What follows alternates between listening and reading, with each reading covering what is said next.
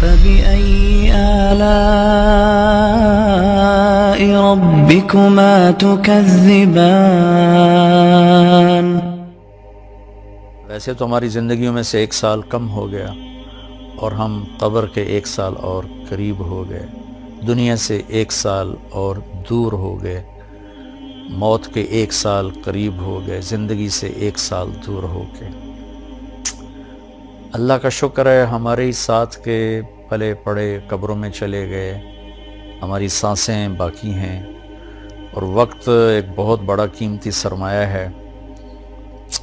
تو یہ نیا سال اللہ نے ہمیں دیا ہے، ہم اس کی قدر کریں، ہم اس کی قدر کریں، ہم اس کے اندر کچھ نیکیاں بھر لیں۔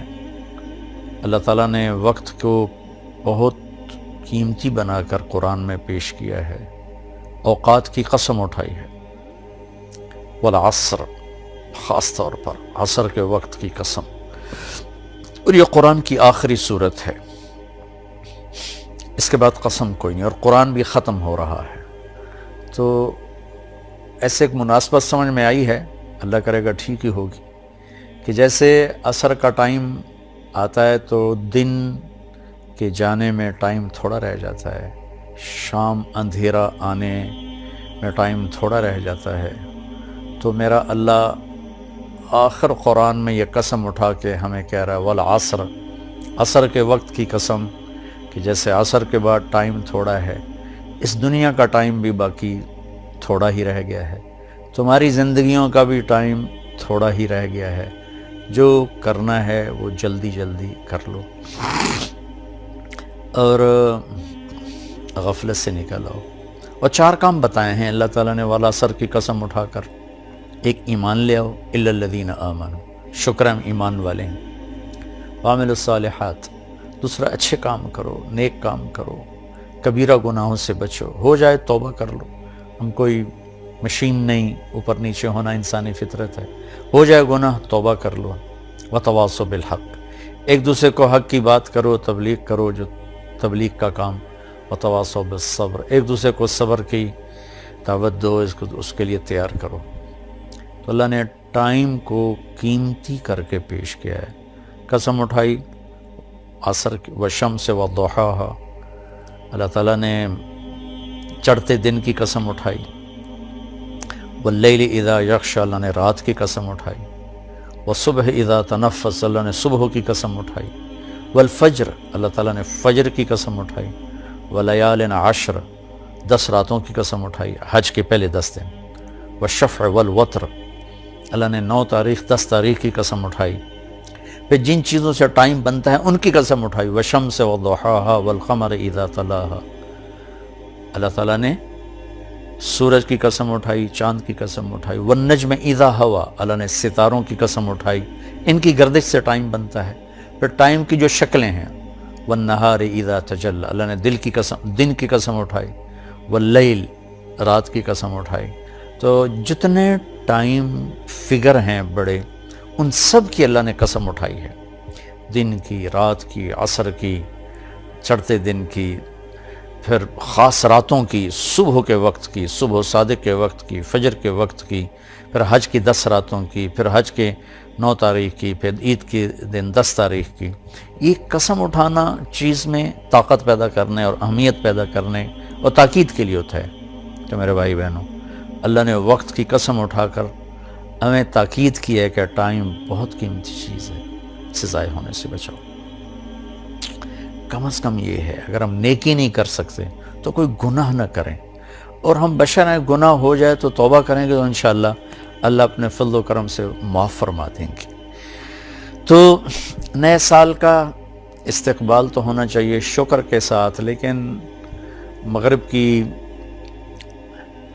آندھیوں نے ہمارے بہت سے چراغ بجھا دیے، اور ہم بھی اس رات کو اس طرح مناتے ہیں جیسے وہ مناتے ہیں جن کے سامنے نہ جنت ہے، نہ جہنم ہے، نہ آخرت ہے۔ وہ تو بیچارے معذور لوگ ہیں، انہیں پتہ ہی کوئی نہیں، یعلمون ظاہرا من الحیات الدنیا وہم عن الآخرۃ ہم غافلون، انہیں آخرت کا پتہ نہیں، صرف یہی دنیا کو جنت بنانے کے چکر میں ہیں، تو وہ کر رہے ہیں۔ لیکن ان کی نقل میں ہماری نسل بھی راتوں کو اٹھ کر 12 بجے کیا کیا کیا کیا نافرمانیاں کرتے ہیں۔ میں نے چونکہ وہ دور بھی دیکھا ہے، کالج کا دور بھی دیکھا ہے، ان تاریک راہوں پہ کیا کچھ ہوتا ہے وہ بھی دیکھا ہوا ہے۔ تو میں بہت عرصے سے میں 31 رات کو جاگتا ہوں، ٹھیک 12 بجے میں ایک دم اللہ کی بارگاہ میں سجدے میں گرتا ہوں، نفل پڑھتا ہوں، اور اس وقت میں کہتا ہوں یا اللہ تیرے محبوب کی امت کے جتنے نوجوان یا جتنے بڑے چھوٹے مرد عورت اس وقت نافرمانی کر رہے ہیں تو انہیں اپنے فضل سے معاف فرما دے یا اللہ، اور مجھے معاف فرما دے کہ میں نے ان کو بتایا نہیں، سمجھایا نہیں۔ اہل خیر، اہل دین، یہ ان کی ذمہ داری تھی کہ ان کو سمجھاتے، لیکن شیطان نے خلیج حائل کر دی، ہم ان سے متنفر ہو گئے، ان سے نفرت کرنے لگے۔ نفرت کرنا تو آسان کام ہے، نشہ پلا کے گرانا تو سب کو آتا ہے، مزہ تو تب ہے کہ گرتے کو تھام لے ساقی۔ ہمارے دینی طبقوں میں جو غفلت میں پڑے ہوئے لوگوں سے نفرت پیدا ہو گئی ہے، اور جو کچھ دین سے زیادہ دور لوگ ہیں ان کے دلوں میں دینداروں کی حقارت اور نفرت پیدا ہو گئی۔ یہ دونوں ایک طرف چلے گئے ہیں، دو کناروں پر چلے گئے ہیں۔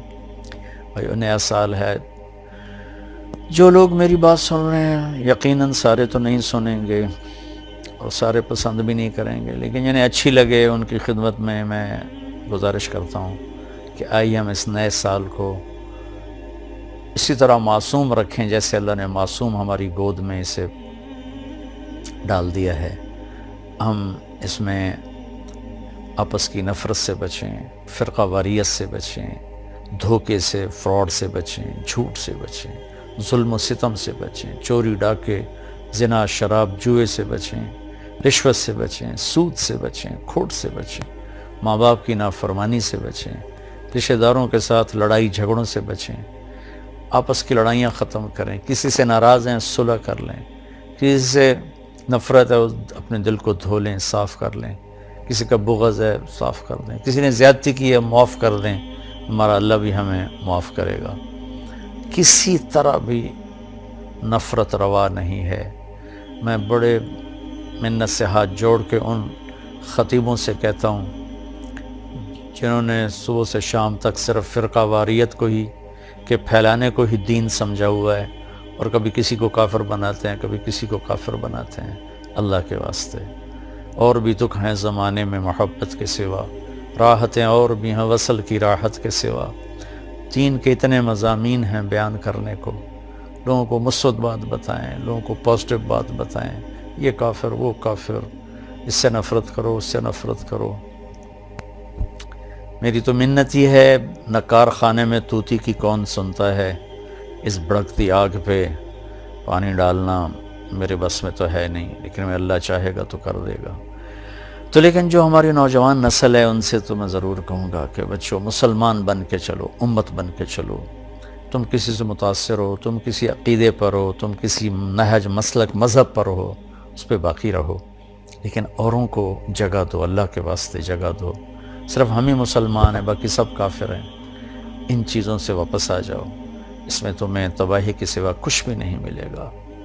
میں نے دنیا پھری ہے، تاریخ پڑھی ہے، میں خون کے آنسو روتا ہوں جب مذہب کے نام پہ نفرت کی آگ کو بھڑکتا دیکھتا ہوں، سیاست کے نام پہ قتل و غارت دیکھتا ہوں، درد اٹھتا ہے، ایک ہوک سی دل میں اٹھتی ہے، ایک درد جگر میں ہوتا ہے۔ ہم رات کو اٹھ اٹھ روتے ہیں جب سارا عالم سوتا ہے۔ کسی کہنے والے نے کہا میں نے تو نقل کیا ہے، میں تو ان لوگوں میں نہیں ہوں رات کو اٹھ اٹھ روتے ہیں۔ البتہ دکھ ضرور لیے پھرتا ہوں کہ کاش امت کے اندر محبت ہو، پیار ہو۔ افسران سے کہتا ہوں بددیانتی چھوڑ دو، مزدوروں سے کہتا ہوں خیانت چھوڑ دو، تاجروں سے کہتا ہوں کھوٹ ملاوٹ چھوڑ دو، ذمہ داروں سے کہتا ہوں تکبر، ظلم و ستم چھوڑ دو، طاقتور سے کہتا ہوں اللہ کو یاد کرو، ایک دن طاقت کا نشہ اتر جائے گا، موت اٹھا کے سب کچھ لے جائے گی۔ چور ڈاکوؤں سے کہتا ہوں ہمارے ہی بچے ہو، ہمارے ہی بھائی ہو، آ جاؤ ہم مل کے توبہ کریں۔ فضیل بن عیاض بہت بڑے ڈاکو تھے، ان پورا عراق ان کے نام سے تھر تھراتا تھا اور کانپتا تھا، لیکن جب توبہ کی تو ایسے بڑے ولایت کے مقام پر پہنچے کہ اس زمانے کے سارے اولیاء کرام ان کے سامنے گھٹنے ٹیک گئے۔ ڈاکو سے اتنے بڑے مقام پر پہنچے، بادشاہ وقت بھی ان کے سامنے بیٹھ کر کانپتے تھے، یا لوگ ان کے ظلم و ستم سے کانپتے تھے، یا پھر ان کی ہیبت اور معرفت الہی اور محبت اللہ کی اور دین کا مقام جو ملا، یا پھر اس سے لوگ ایسے کانپتے۔ ہارون رشید جیسا جابر بادشاہ عطیات کی شکل میں ان کے سامنے بیٹھتا تھا۔ اپنے ہی وہ سب یہ غلط راستے ہیں۔ ظلم و ستم کا راستہ کبھی سکھ کا راستہ نہیں ہے۔ ممکن ہے آپ اپنی طاقت کے بلبوتے اور اپنے باڈی گارڈز پر 4 دن زندہ رہ جاؤ، لیکن آخر موت تو آئے گی نا۔ پھر قبر میں بہت خوفناک کام شروع ہو جائے گا کہ ظالم کے لیے زمین بہت تنگ ہو جاتی ہے۔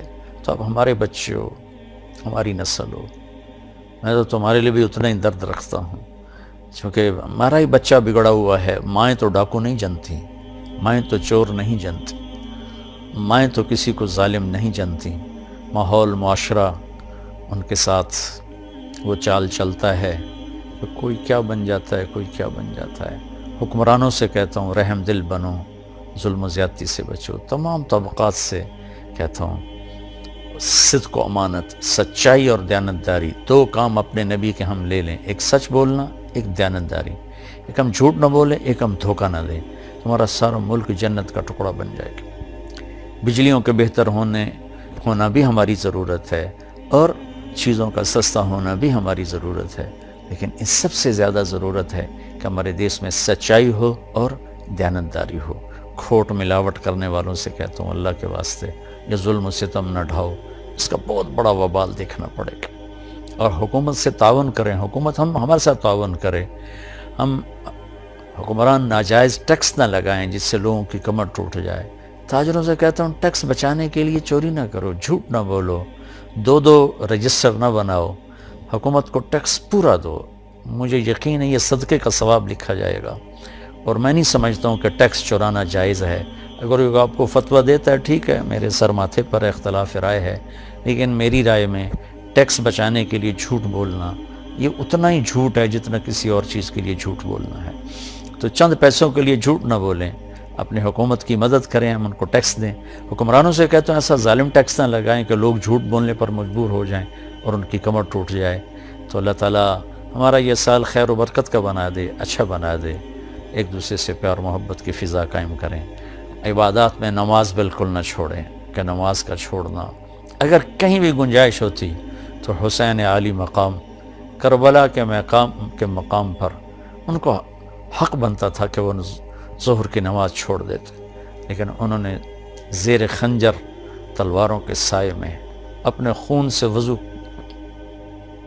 کر کے، کربلا کی مٹی سے تیمم کر کے، سجدوں میں سر رکھ کے جان دے کر یہ پیغام دیا کہ اگر اہل البیت آل الرسول کربلا کی تپتی ریت پر سجدہ کر سکتے ہیں تو تم ٹھنڈی چھاؤں میں کیوں سجدوں سے بے نیاز ہو گئے ہو۔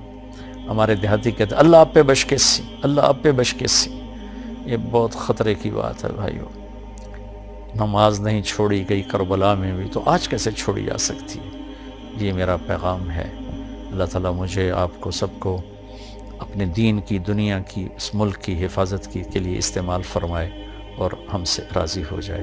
السلام علیکم ورحمۃ اللہ وبرکاتہ۔